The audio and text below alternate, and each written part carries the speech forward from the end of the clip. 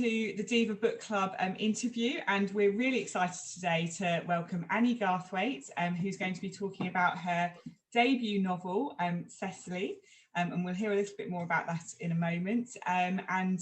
What's amazing is that it's a debut because it doesn't read like that. It reads as a really accomplished book that we really enjoyed discussing, and we've got some questions for you. And I also read that you, first of all, have had a 30-year international business career before writing this book, so that makes it all the more amazing, really. So yes, so welcome, Annie.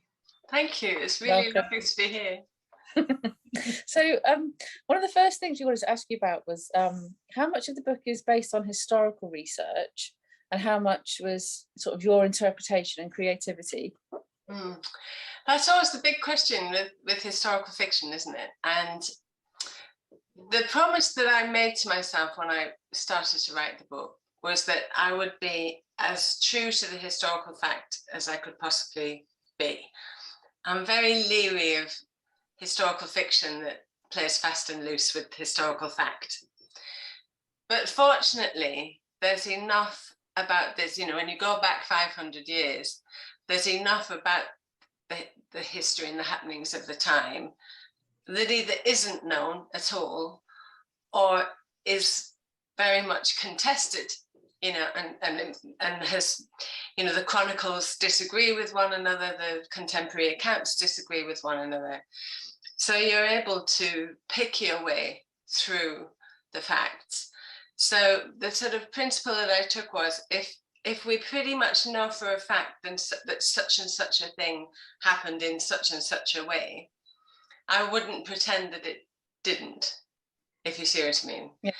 So, but I think where invention absolutely has to come into it is once it gets to the people, and particularly, this is particularly the case for women, because it's almost impossible to know what these people were thinking and to know what their motivations truly were. You can infer a lot from the events and from their actions, but we don't really know, do we? We can't really know. And of course, when it comes to women, what history hasn't been and wasn't then written from a female point of view. No. We weren't considered important. I'm sure certainly when I was learning history in school, and probably when you were too, we found out about what the men did, right? There are very few people telling us what the women did.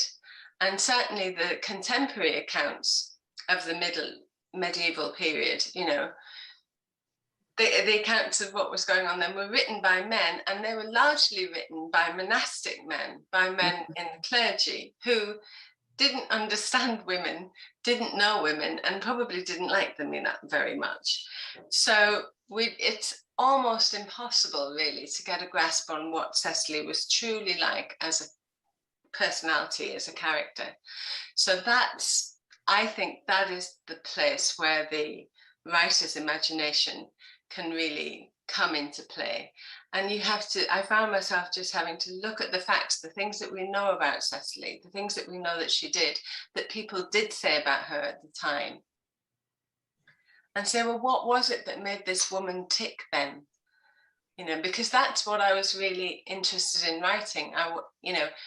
Is this a book about the Wars of the Roses? Yes. Is this a book about 15th century England? Yes.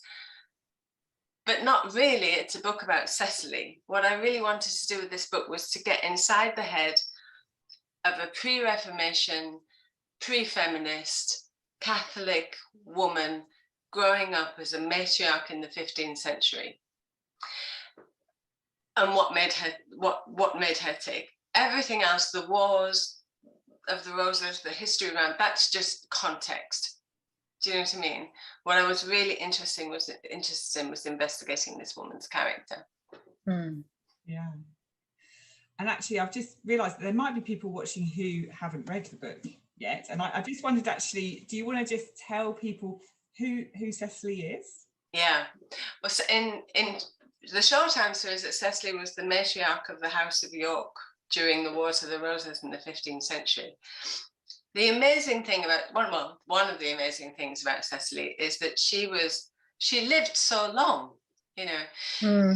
She was born in 1415, so that's the year of Agincourt and Once More into the Breach and Henry V and all of that. And she lived right through to 1495, so the first decade of the Tudor dynasty, so 80 years. And for that 80-year period, she was pretty much one of the most, if not the most important women in the country, in terms of her political nous and her political power. And she was the only major protagonist of the Wars of the Roses to survive them right from the very beginning to the very, very end. And I think what Cecily really does is she completely knocks on the head this idea that medieval aristocratic women spent their time sitting around doing their embroidery and waiting for a knight in shining armor to come along. Because she was an absolute political powerhouse. Yeah. You know, she was very politically active. Men wanted her opinion. She negotiated with kings. She was absolutely at the forefront of politics and that whole dynastic struggle that was going on at the time, which for us as modern women just makes her absolutely fascinating, I think. Definitely. And as you said, it's set in the medieval period. And I'm just wondering, how do you go about creating that kind of authentic feel to the book when it's written obviously in modern English so that we can understand it? So did you do much research about the way people spoke, dialogue? How did you create that authenticity? I think it's really difficult. And I was talking just a couple of days ago to another author who is struggling with that right now because she's writing historical fiction for the first time and really finding it hard. When it comes to dialogue, if we wrote it in keeping with the 15th century, you would either be reading French or you'd be reading Middle English and you wouldn't understand a word of it. So we can't do it authentically in the language of the day, incomprehensible. And if you try and create some sort of simile of medieval speak, it just becomes pastiche really quickly, like thee and thou and, you know, wherefore art thou? And it's just ridiculous, you know, because people don't speak that way. So I unashamedly used for the dialogue just very plain English, modern English, if you like, but try to avoid the anachronistic. Like I remember once reading a book set in the 15th century where someone turned around and said, okay. Clearly that wouldn't have happened. So, you know, I was constantly, my thesaurus was my best friend, because almost with every word and with every turn of phrase, I was having to go back and think, was that a word that was in circulation then? And even if it was, does it sound anachronistic? Or does it sound okay? And as you go on, I think you develop a feel for it, a sort of second nature for it. But I remember having, if you don't mind me swearing on screen, a long debate with my editor about whether a woman would have said fuck in the 15th century. And I had to go back and find the written evidence for the use of the word fuck in the 15th century.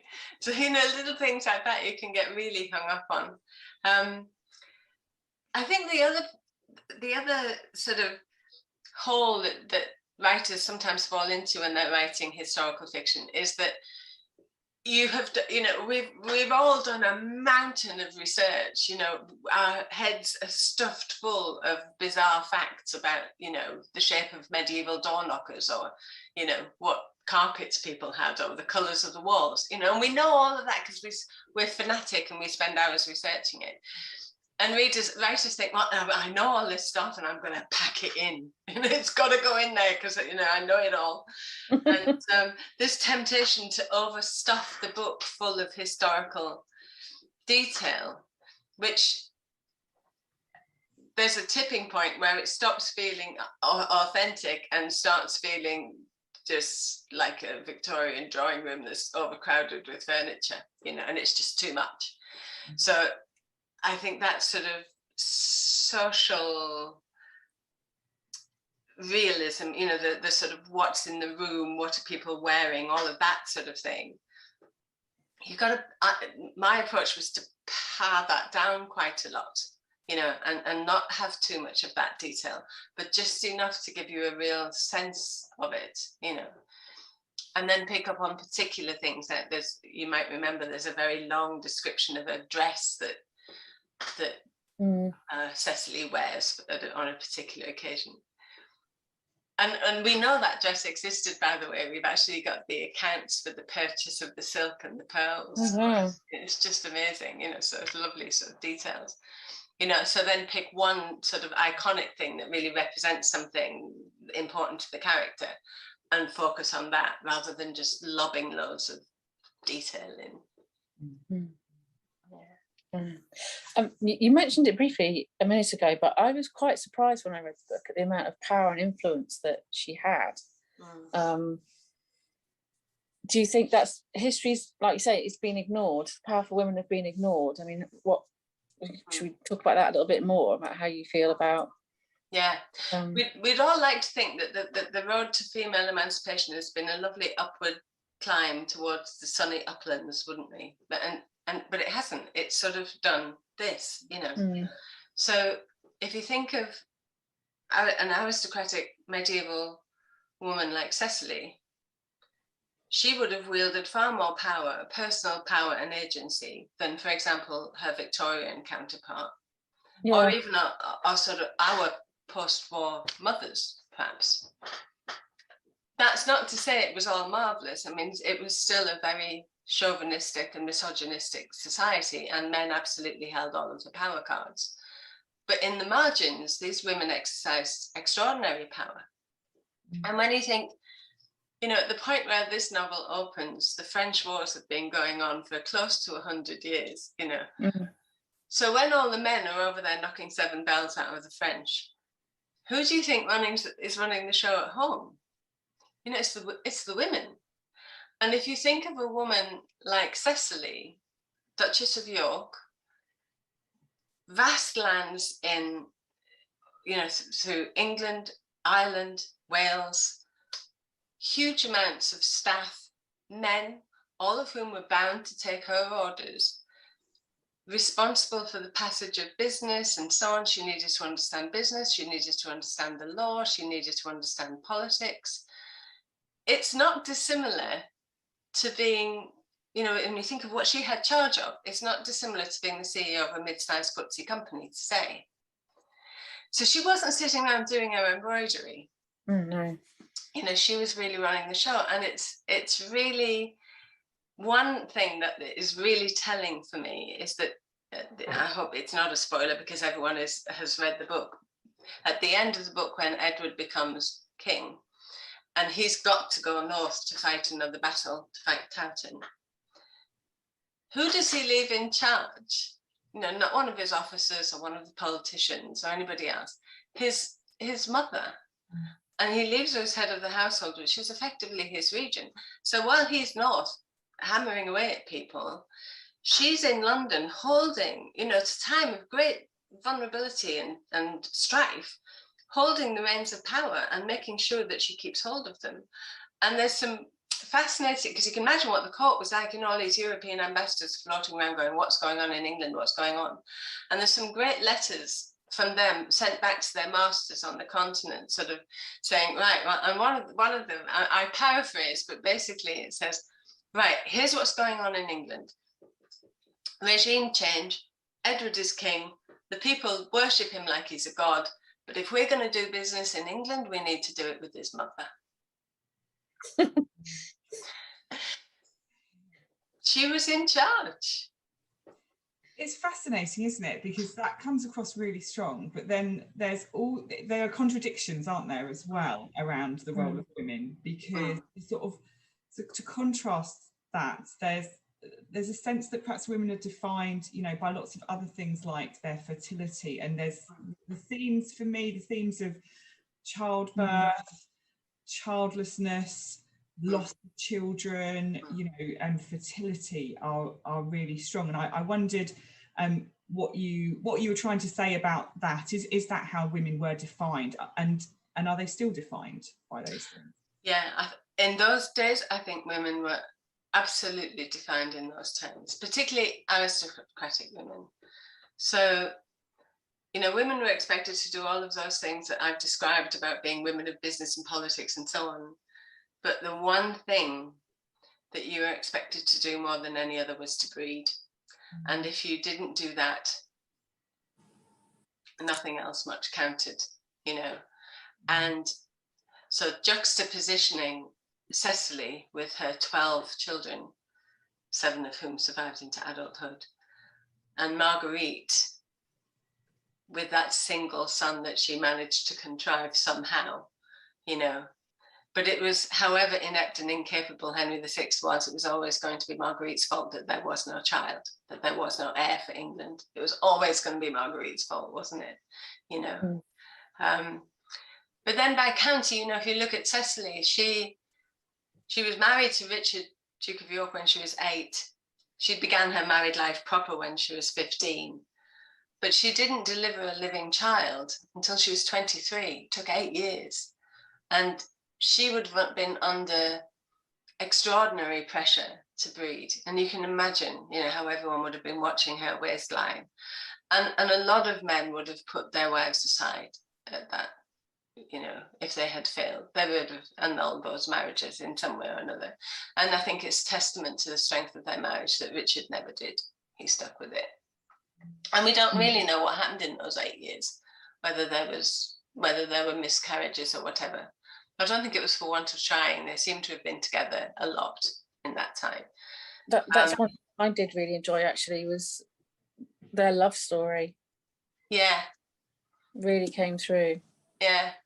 Because, you know, it was an arranged marriage. It was a dynastic marriage. But what really comes across when you look at some of the correspondence between them and just the way they were together, you get a sense of a real partnership of equals. You know, they were equals they were equally ambitious. They were equally, they were equals in intelligence.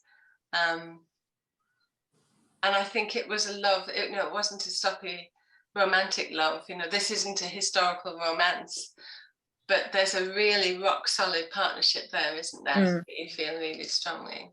Yeah, you could really see the mutual respect they had. Yeah. Yeah, I enjoyed that aspect of it. Yeah, and how irritated they got with each other from time to time, which all couples in a, you know, 30-year marriage do. But you asked if women today are defined by their fertility in the same way, and I was thinking about that after you'd sent that question over, and I thought, mostly not, I suspect, because we've got so much more control over our fertility now anyway, which makes everything different. But I think in this country, say in the West, in some situations it would. I mean, it would be very hard to imagine, you know, Kate Middleton who couldn't produce children, wouldn't it? You know, so in royal circles, or still in aristocratic circles, or in, you know, in some farming families where things are expected to be passed on in a family way, then I would guess that still prevails. And certainly in other parts of the world, it would absolutely prevail. I mean, can't imagine what it might be like being a barren Taliban wife, for example. You know, so in different parts of the world, I think, yes, we're very much defined by our sexuality. And that's always the case. That's what always happens, isn't it? When women are oppressed or suppressed in some ways, we lose our credit to be able to do anything other than breed. So then all of the focus is put upon that. Horrible. Yeah.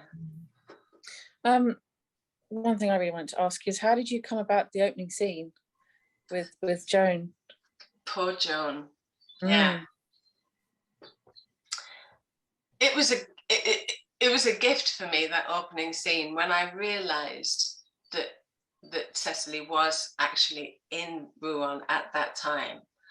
I just thought, what a gift, because for a book that really, you know, one of the things I really wanted to examine in the book is how women exercise power in an environment that is controlled by men, and the techniques and tactics they use to do that, but also the risks that they face in doing that. And I could think of no better example of the risks of it than Joan. So partly I wanted to put that front and center at the beginning of the book, but also it was a really helpful way to get across important elements of Cecily's character, you know, because the fact that she was able to stand there and watch Joan of Arc burn shows us her gumption, you know. Throughout the book, Cecily has to do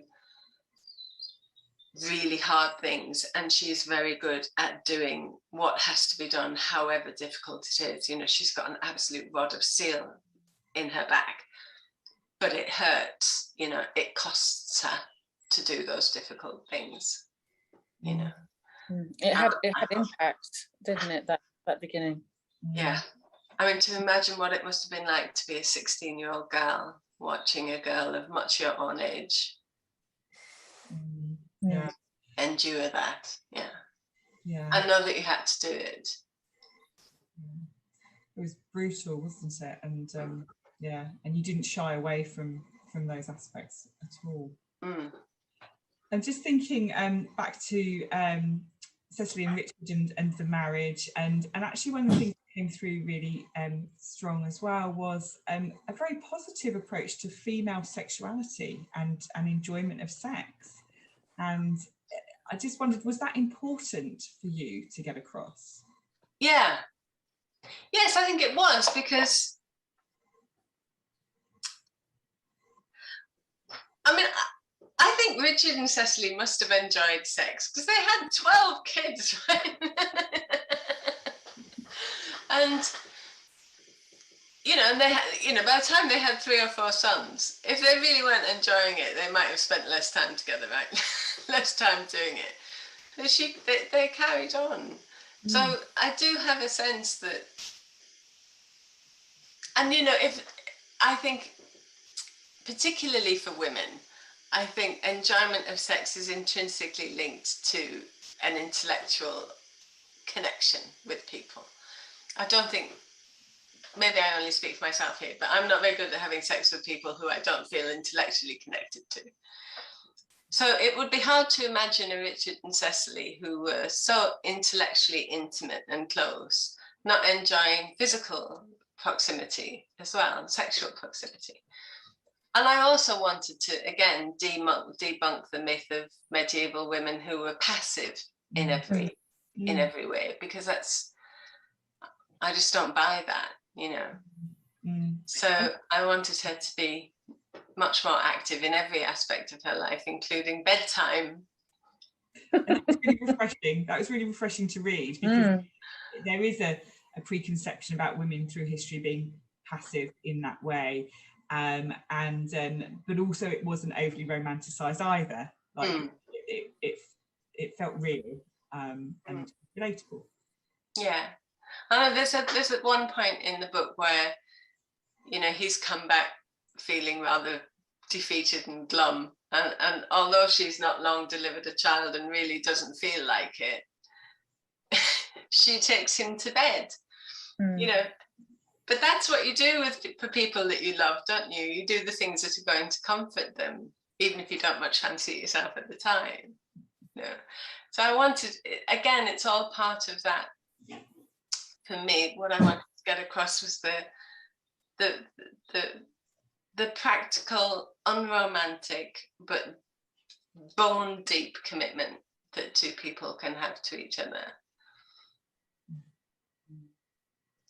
So I could listen to you talk all day. Sorry. Okay. We noticed the Sappho reference that was in the City of Ladies, the book published in 1405. Can you tell us more about that and how you came across it? I couldn't resist slipping Sappho in. How could I resist it? I don't honestly know when I first came across the City of Ladies. I mean, like years and years and years ago. Because, I mean, as I say, because I've wanted to write this book for so long, you could say I've been researching it for 40 years. So at some point I happened across the City of Ladies. But I was thinking about it again recently, and, you know, that was written by Christine Pizan all of those years ago. as a sort of reaction to the misogyny of the French court at that time, which was deeply misogynistic.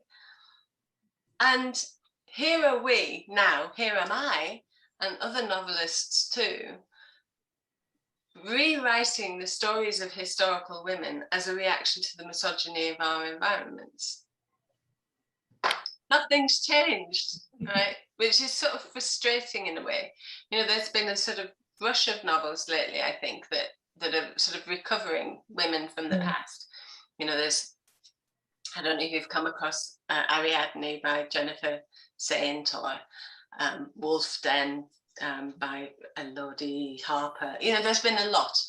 Pat Barker's Women of Troy series, that sort of thing, that have, you know, taken women from history and said, you know, we have misunderstood these women and we need to represent them to you. And that's exactly what Christine Pizan was doing then. She was saying, women from classical history who've been misunderstood and misrepresented, I'm going to represent them to you anew. And it's faintly depressing that here we are 500 or 600 years later doing the same thing. Yeah, agreed. And I realised actually when I was reading it, and then I wanted to read a little bit more, so I kind of like Googled around the time of the history, and I realised that I'd learned most of my history of this period from Shakespeare.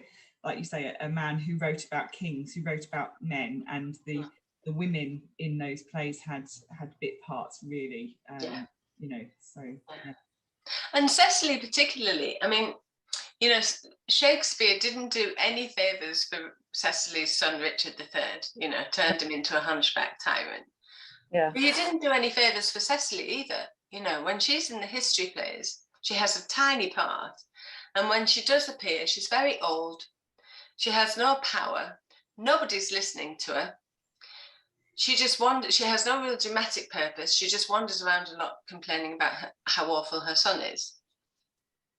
And I think everybody thought, oh, that's Cecily Neville then, you know, she's very old, she's grumbling, no one's listening, let's move on to someone more interesting. And I think for 500 or 600 years, that's the characterization of Cecily that's stuck, you know. I mean, there wasn't even a scholarly biography of her until 2017. And I studied Richard III at my English Lit degree, I think, and I had to even think back. Was she in it? Yeah. I actually remember. Yeah. She's in there complaining about how it's not her fault that he's so horrid. Yeah, he's not a likable character, is he? Not in that play. No, not in that play. No. But you know, and Shakespeare was a misogynist. Let's not pretend he wasn't. He absolutely was. But then, you know, he was. I'm not damning him. I love Shakespeare, but he was a product of his time, wasn't he? Before we ask you some fun questions, what's next for you? Are you going to do some more writing? Yes, I'm well on with the next novel. Oh, can you tell us it? Well, maybe I'm not done with these characters yet. Oh, wow. Yeah, so I'm working on a sequel to Cecily. That's really exciting. Oh, I'm really pleased about that. Yeah. Because, you know, this book ends in 1461 and she lives to 1495. And there's a hell of a lot happens in that period of time. So I'm wrestling with all of that right now. I'm genuinely excited for that. But that's great news. So what are you reading at the moment, if you're reading anything for pleasure with all your... I'm reading Women of Troy. Oh. And loving it. Keep reading sentences and thinking, oh, I wish I'd written that. Because she's just so good. That's actually something we were gonna ask you next. Is there a book you wish you'd written? Oh, about 1,000. But well, I mean, it would have to be Wolf Hall, wouldn't it? Yeah, I mean, it's a work of complete genius, I think. The Wolf Hall, bring up the bodies, mirror in the light. Yeah, every sentence is just breathtaking. What I love about Hilary Mantel is that, you know, she writes such compelling and magnificent characters. 1, 2, she breathes life into history that we think we know all about, but she reinterprets for us brilliant. But every single sentence is just breathtakingly good. You know, there isn't one that you could take away, and you know, yeah. So I deeply admire her. And were you inspired by Wolf Hall and those novels?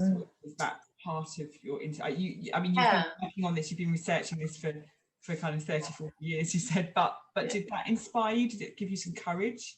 Yes. The thing that it proved to me, I mean, I shudder to compare myself with Hilary Mantel in any way, because I think she's just so good. But I think if there's any similarity, it's what we're trying to do, because I think she took a male character in Thomas Cromwell that has been misinterpreted, I think, by history, and had become almost a sort of caricature in our minds, you know, sort of the Tudor bogeyman type character. And she completely redrew him for us in a much more believable way, and really is a sort of early humanist, you know. So that sort of intense revisionist character study is really what she did. And when I was reading that, I kept thinking, well, that's what I'm trying to do with Cecily, you know, to just say, here is a woman that, you know, you either don't know at all or you know the wrong things about. So let's get to the truth of it. Yeah. Brilliant. And what book would you give as a gift? Oh, not your own. It would depend who to, wouldn't it? Yeah. No, not my own. The books that I find myself often giving as gifts, Marilyn Robinson's books. You come across her?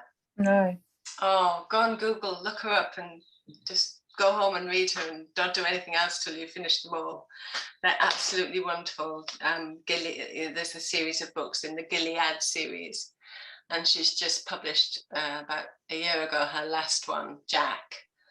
And they're kind of, again, they're just beautifully crafted books. And they're focused on characters, and they just break your heart and then mend it again. And they're just beautifully written, and with some really sympathetic male and female characters. And they're just beautiful. Nothing much happens. They're not page turners. They're just gloriously revealing of human nature, I think. And then the other one I found myself giving people a lot this year is Hamlet by Maggie O'Farrell. Oh, I love that. Oh, it's just breathtaking, isn't it? Just awesome book. The first book I read this year, actually. Was it? Did you cry shamelessly? Because I did. Wept. And I shared that with I have a book group at home, and it did actually make me cry tears. I won't reveal too much, because Nick, have you read it? No, it's on my shelf. It's on my list of books to read. So. Your shelfie. Yeah, it's on my shelf. I've read quite a lot this year. Yeah. Oh, read Hamlet and then tell me what you think. Yeah, it is just. I've recommended that to many people. It's a brilliant read. Yeah. I've read Maggie O'Farrell before, and I love her writing. Again, it's kind of, there's something very sensitive and just beautifully written, isn't it? So yeah, I look forward to that. And just as an examination of the process of grieving and loss. Yeah. It's just miraculously good. Well, I think we need to tie things up. I really want to sit in a pub with you, Annie, and talk lots more. Oh, we should do that. Yes. Thank you so much for giving us the time, and I'm really excited about your second book. Nikki, are you? Yeah, thank you so much. It's been great. We really enjoyed reading it, talking about it, thinking about the questions for today as well. So thank you so much for your time. It's a book that I didn't know, well, I guess that's the point, didn't know much about Cecily at all before, because she hasn't been written about. So actually there were surprises, and it was just brilliant. Really, really enjoyed it. And I know that people have made comparisons with Wolf Hall with Hilary Mantel, and I think they're well deserved. Makes me a bit scared. Thank you. Okay, thank you, Annie. Thank you very much, Annie. Thank you very much. It's been a joy, and please